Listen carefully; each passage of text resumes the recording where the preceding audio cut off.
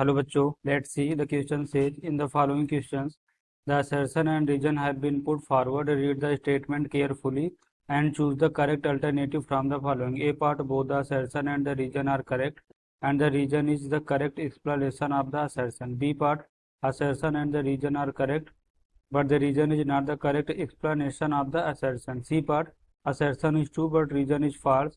D part, assertion is false but reason is true. Assertion: two adjacent angles always form a linear pair. Region: in a linear pair of angles, two non-common arm or opposite rays. Question को solve करने से पहले हम इसका basic concept सीखेंगे, इसके according question को solve करेंगे. सॉल्यूशन सॉल्यूशन की concept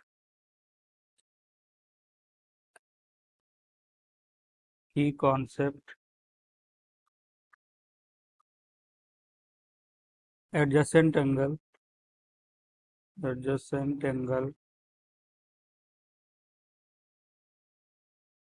adjacent angles are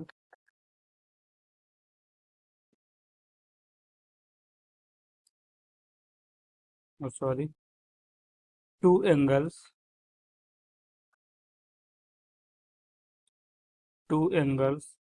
are adjacent angle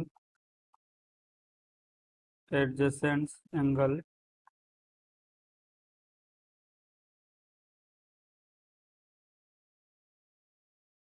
adjacent angles if they have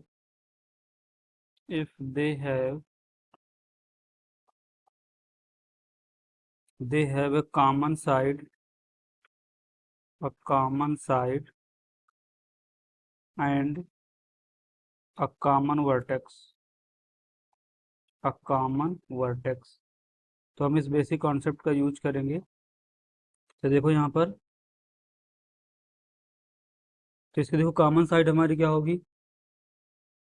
but अगर ये पॉइंट हमारा बी है और ये सी है, ये डी है और ये क्या है, ए है, तो ए बी इसकी क्या होगी, कॉमन साइड होगी. तो अगर ये वाला एंगल हमारा यहाँ से अल्फा है तो ये एंगल क्या बनेगा, बीटा. तो अल्फा बीटा हमारे क्या होंगे, एडजेसेंट एंगल्स होंगे. अगर देखो ये non common ray B C और B D non common rays है, तो अगर ये अपोजिट साइड हो जाए,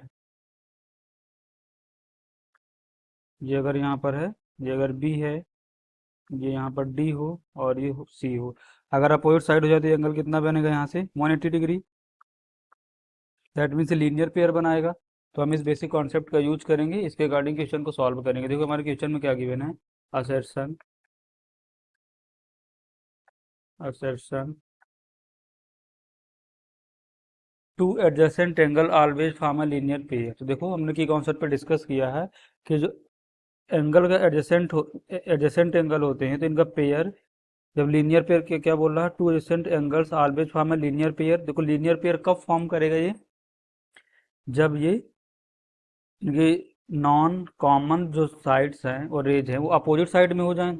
अगर देखो यहाँ पर, अगर यहाँ पर हमारा ऐसा बना है, ये सब हमारे क्या है, रफ डायग्राम है.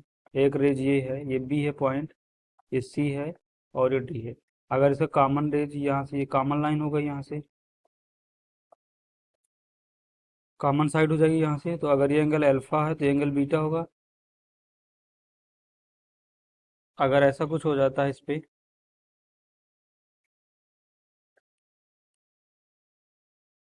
यहाँ से ये क्या है, कॉमन साइड है, ये अगर पॉइंट बी है और ये सी है और ये डी है, अगर ये एंगल अल्फा है, तो सॉरी ये अगर एंगल अल्फा है और ये क्या है, डेल्टा है, तो देखो इनका जो सम होगा, जरूरी नहीं है कि वो 180 डिग्री हो. 180 डिग्री कब होगा, जब इस तरीके से फॉर्म होंगे, यहाँ से बी है, ये डी होगा और ये सी होगा. अब कब बन गए, 180 डिग्री बनेगा पेयर.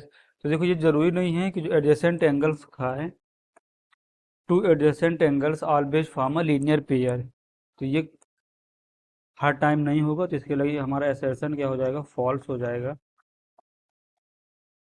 रीजन पे देखते हैं. Reason,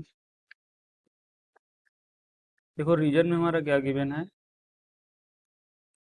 in a linear pair of angles two non common arm और अपोजिट साइड। तो हमने यहाँ पर की कॉन्सेप्ट पे डिस्कस किया कि जो नॉन कॉमन रेज है हमारी, नॉन कॉमन आर्म और अपोजिट रेज। देखो यहाँ पर बी सी और बी डी कॉमन तो रेज नहीं है, जब ये अपोजिट साइड होते हैं तो कितना बनता है, ये 180 डिग्री बनता है। दैट मीन्स ये लीनियर पेयर बनता है, तो इसके रिगार्डिंग रीजन हमारा क्या हो जाएगा, करेक्ट हो जाएगा। तो assertion is false but reason is true, तो option D is the correct answer. Hope you understood it well, best of luck.